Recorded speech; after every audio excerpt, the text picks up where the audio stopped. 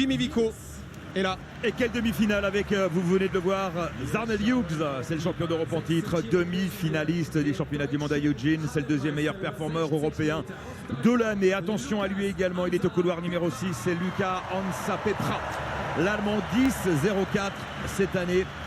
Il est tout simplement 5e au bilan européen. Au couloir numéro 7, un Autrichien, Markus Fuchs. Il a couru en 10 secondes 15 cette année, c'est son record, il croit en ses chances. Et puis à l'extérieur, Pascal Mancini, le Suisse, 10-20 cette année, lui qui a peut-être une occasion unique d'atteindre une finale continentale. La mission est accessible pour Jimmy Vico, couloir 4. Stéphane, la question maintenant, dans quel état est-il? Il n'a pas beaucoup couru cette année. Oui, c'est vrai. Et on est plein d'interrogations. On n'a pas pu le voir à son meilleur niveau pour le moment. On espère que ça va être maintenant. 10-10 seulement cette année, 9,86 son record personnel, donc c'est pas la même planète. Ce serait bien qu'il accélère là dans cette demi-finale pour se rassurer lui-même bien sûr, et puis pour rappeler à ses adversaires qu'il a bien été il n'y a pas si longtemps que ça recordman d'Europe du 100 mètres avant d'en être dépossédé l'année dernière par la montre Marcel Jacobs, le champion olympique italien. Jacobs qui sera dans la troisième et dernière série de ces demi-finales du 100 mètres. Première série donc avec Jimmy Vico, couloir numéro 4, à sa droite Zharnel Hughes, 9,97 cette année, 9,95 il y a 4 ans à Berlin pour décrocher le titre européen. Les deux premiers vont directement en finale. Il pas très bien sorti, il s'est relevé. Un bon départ d'Azou. Azou qui est en tête pour l'instant, couloir numéro 3, le Britannique avec le retour de Zharnel Hughes. Jimmy Vico qui revient très fort.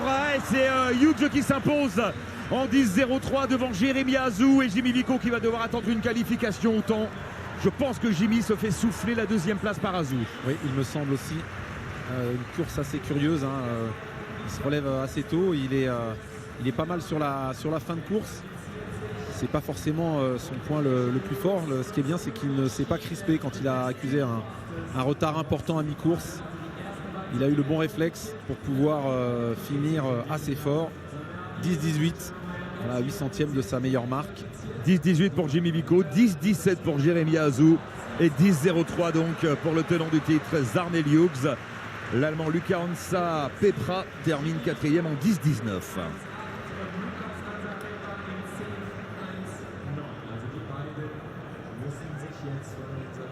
Un centième, c'est ce qui manque à Jimmy Vico pour entrer directement en finale. Il faut attendre maintenant, 10-18, ça va être très très tendu pour le sprinter français. On revoit Stéphane, la mise en action très modeste de Zharnel Hughes notamment. Oui aussi, les deux,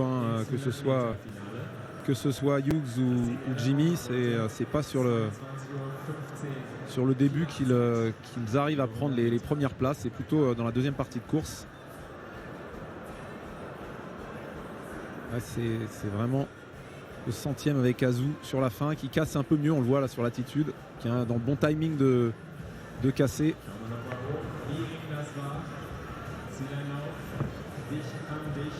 Ouais, 10-18 ça risque d'être juste quand même parce qu'il y a du monde. À noter que le vent était nul pour cette première série. 0 mètres par seconde. Jimmy Vico qui va prendre place dans le siège, dans l'un des deux sièges réservés aux athlètes qui sont qualifiables au temps pour l'instant, mais il reste 2 séries évidemment. Folie pour pousser Niklas Kaul vers le titre. Ouais, il devrait pouvoir être là. On voit la montre Marcel Jacobs, l'italien champion olympique du 100 mètres. Oui, Niklas Kaul qui devrait pouvoir aller chercher le titre européen après le titre mondial de 2019. Et Simon Hammer qui sera sous la menace d'Oig Lané du fait d'un très très beau concours de javelot de l'Estonien. Marcel Jacobs dans la fenêtre, l'Italien qui sera au départ de la troisième et dernière série dans ces demi-finales du 100 mètres. Où en est-il, le champion olympique du 100 mètres?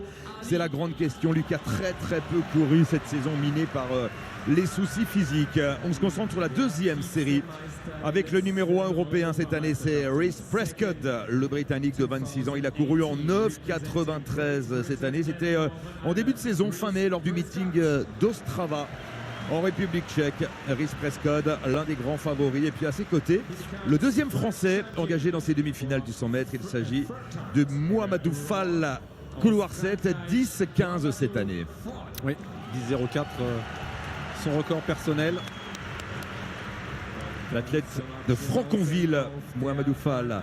Et puis enfin en couloir numéro 8 à l'extérieur, Dominik Kopek, le Polonais, 10 secondes 20 cette saison. Dominik Kopek, oui, Benoît Durand ne va pas miser sa fortune sur Dominik Kopek, c'est ça Benoît? Vous avez lu dans mes pensées. Jan Volko, le Slovaque, sera au couloir numéro 1, 10-22 cette saison. Carlos Nascimento, le Portugais, au 2. Ovenansa, l'Allemand, sera au couloir numéro 3. Jacques-Ali Harvey, le Turc, attention à lui, record à 9,92 au couloir 4. Chituru Ali, l'Italien, au couloir 5, 10 secondes 15 cette année. Rhys Prescott, le favori au 6. Mohamedou Fall au 7. Dominik Kopek au couloir numéro 8. Et les deux premiers en finale. Et Volko, qu'on a vu au couloir 1, qui est un spécialiste de 60, qui devrait partir assez fort aussi. Slovaque.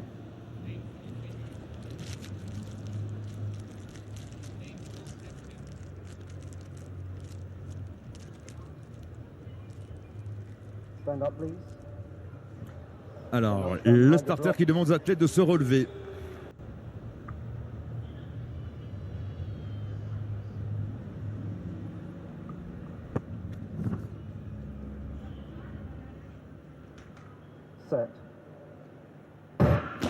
Ouais, il a bougé l'Allemand, le Turc, pardon, Harvey. J'ai l'impression que c'est au couloir 4 que ça se jouait. Oui, Jacques-Ali Harvey. Oui, 32 millième. 32 millième pour Harvey, le Turc. Regardez au couloir 4. Oui, bien sûr. On le voit partir un peu avant. C'est net. Il a compris, je pense, hein, Jacques-Ali Harvey. Ce sera une disqualification pour le Turc. Cruel. Ouais, un tout petit mouvement. C'est le premier, pas le deuxième. Un tout petit mouvement qui a entraîné une pression sur les blocs. Non, c'est un avertissement. C'est un avertissement. Un warning, un avertissement. Un simple avertissement pour Jacques-Ali Harvey. Ouais. C'est pour ça que le ton est... Le troisième départ de cette deuxième série des demi-finales du 100 mètres.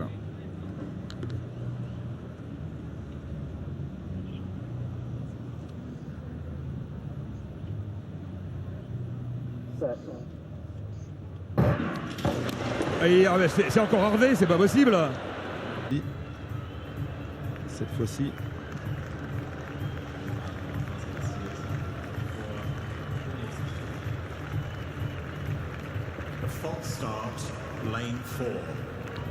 Voilà, Harvey donc qui cette fois va quitter ses camarades.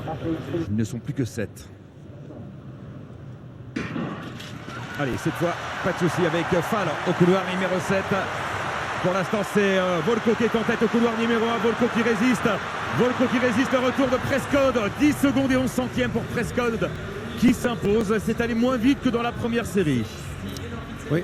Et Volko, je pensais qu'il partirait bien. Je ne pensais pas qu'il tiendrait aussi bien le choc. Il va prendre la deuxième place, très probablement. 10-10 pour Prescott. On attend maintenant le deuxième. Et non, c'est Ali l'Italien, 10-12. Record personnel. Ah là maintenant, ça va être juste, il y en a un qui va passer autant 10-13 au moins, Volko. Volko 10-13. Donc là, le concurrent allemand sait qu'il ne sera pas en finale. Est-ce que Jimmy Biko est éliminé? 16, éliminé par Mohamedou Fall. Et c'est Mohamedou Fall pour l'instant qui est qualifié au temps. Oui. Avec sa 4e place dans cette série en 10 secondes et 16 centièmes. Ouais, Mohamedou Fall qui se ressaisit bien de sa grosse déconvenue à Eugene sur 200 mètres où il était passé complètement au travers en plus de 20,80, méconnaissable. Il n'avait pas d'explication. Il est visiblement reparti au travail parce que là avec 10-16 il va en finale et c'est bien de savoir voilà, se remettre dans le coup. Pour l'instant, il va en demi-finale, mais au moins il court 10-16, il est à son niveau. Il reste encore bien sûr la dernière course. Et 10-18, effectivement, ça me paraissait juste. On verra si 10-16 suffisent. On revient sur la ligne droite avec la 3e et dernière série, demi-finale du 100 mètres avec un Belge, Kobe Vleminx, couloir numéro 2, 10 secondes 25 cette année. On a manqué le Polonais, hein, Przemysław Siolivkowski, au couloir numéro 1. Là, c'est Julian Wagner, le 3e Allemand dans ces demi-finales. Peut-être le meilleur cette année, 10 secondes et 12 centièmes pour Julian Wagner. Où en est-il? Le champion olympique, le double champion olympique de Tokyo l'an dernier, 100 mètres, 4x100, l'Italien, la comète de Tokyo. qui est de retour, Stéphane. Oui, il n'est peut-être pas de retour à son niveau olympique, à sa forme olympique qu'il avait amené à 9,80. Mais s'il est là, alors on va avoir Michael, mais pas Zézé. 9,99 cette année, c'était à la chaux de fond. 3e performeur européen de l'année. Et on reviendra sur la montre Marcel Jacob. Michael Michael Zézé, oui, qui a brisé la barrière des 10 secondes cette année sur 100 et la barrière des 20 secondes sur 200 à la chaux de fond à 1000 mètres d'altitude. Au couloir numéro 6, c'est le 4e britannique, Ogier Edo Bouroun. Il y a déjà 3 Anglais en finale. Est-ce que le 4e sera Edo Bouroun?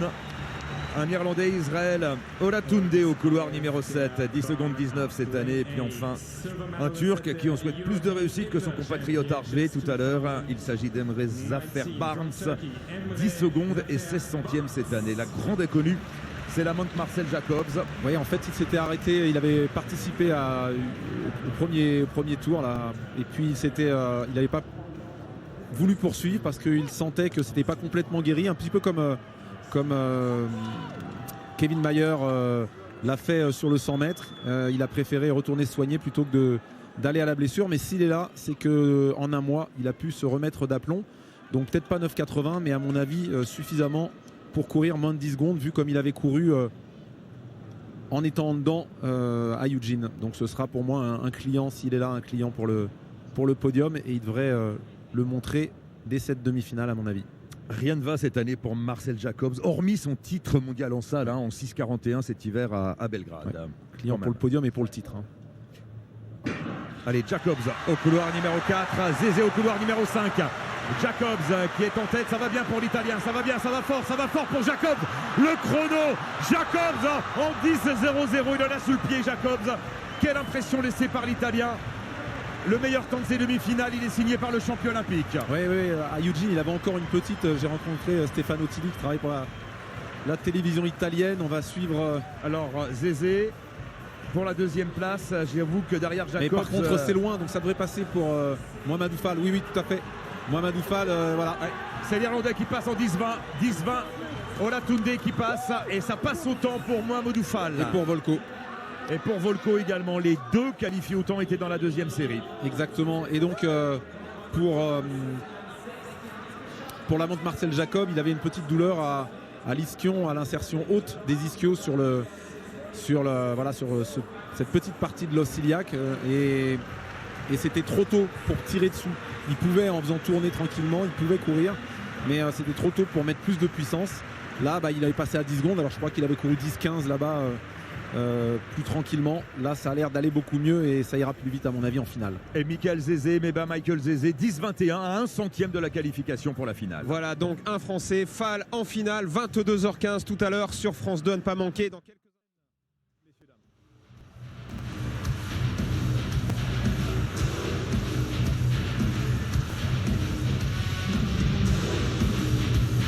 Apparemment, les coureurs de 100 mètres, on aura une présentation un petit peu mieux que la finale du 5000 ou la finale du DK quand même.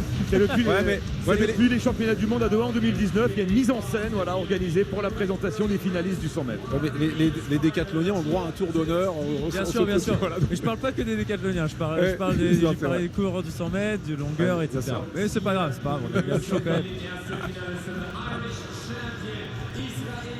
Les 8 finalistes et on commence avec l'Irlandais Israël Olatunde. Israël Olatunde qui a battu son record en demi-finale à 10 secondes et 19 centièmes. Lui aussi a battu son record en demi-finale pour accéder à cette grande finale européenne. Chitiru Ali, l'Italien, 10 secondes et 12 centièmes. Il sera au couloir numéro 4. Israël Olatunde, l'Irlandais, lui, sera au couloir numéro 7. Un Français dans cette finale, on attendait Jimmy Vico ou peut-être Michael Zézé, bien non c'est lui. C'est l'homme du Val d'Oise, Mohamedou Fall, qui représentera la France dans cette finale du 100 mètres européen au couloir numéro 2. Jan Volko, le Slovaque. Il a égalé plutôt son record de Slovaquie en 10 secondes 13 tout à l'heure pour accéder à la finale.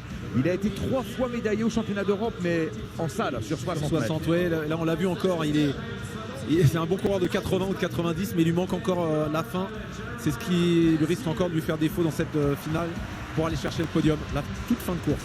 Jérémy Azou, le Britannique au couloir numéro 8.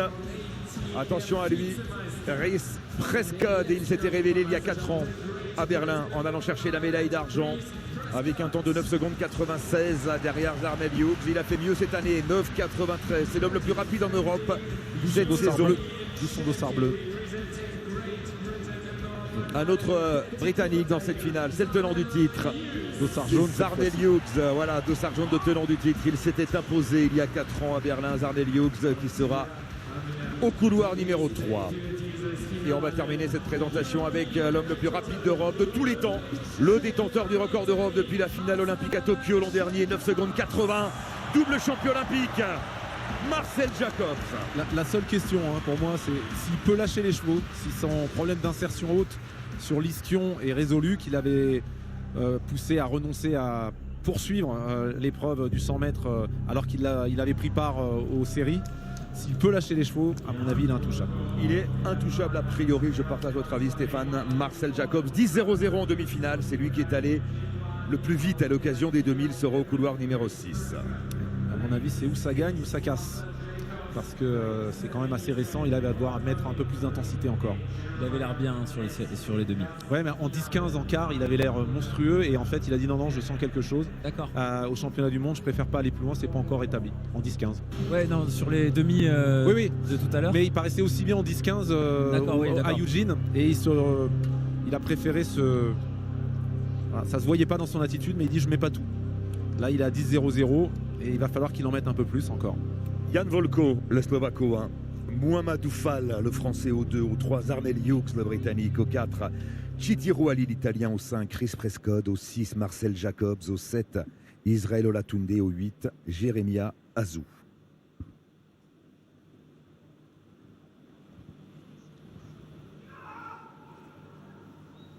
Pas de départ. C'est parti avec Jacobs qui est bien sorti avec Rhys Prescott à ses côtés. Jacobs qui passe en tête aux 50 mètres. Ça tracte fort pour Jacobs et c'est la gagne. En 9,95 devant Zarnel Hughes.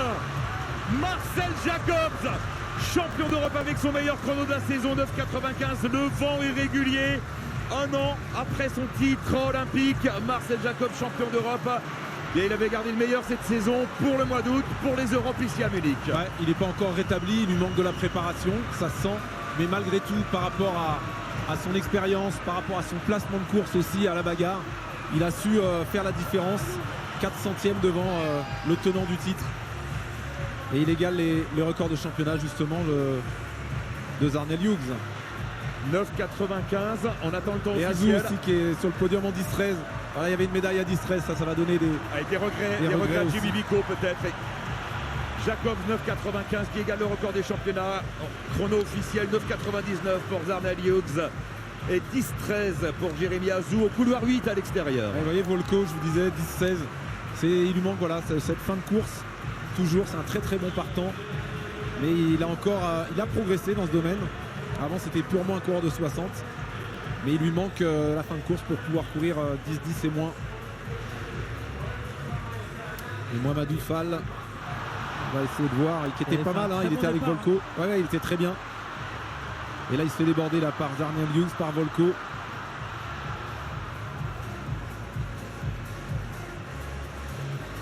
Le recordman d'Europe, Marcel Jacobs, finalement pour une saison moisie, ça va, champion du monde en salle, champion d'Europe en plein air.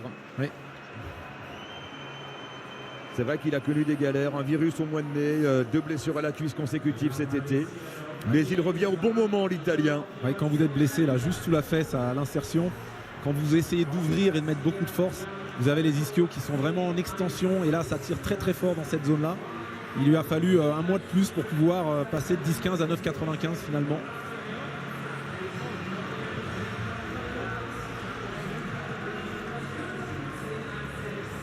Marcel Jacobs, champion d'Europe du 100 mètres. Il lui a manqué.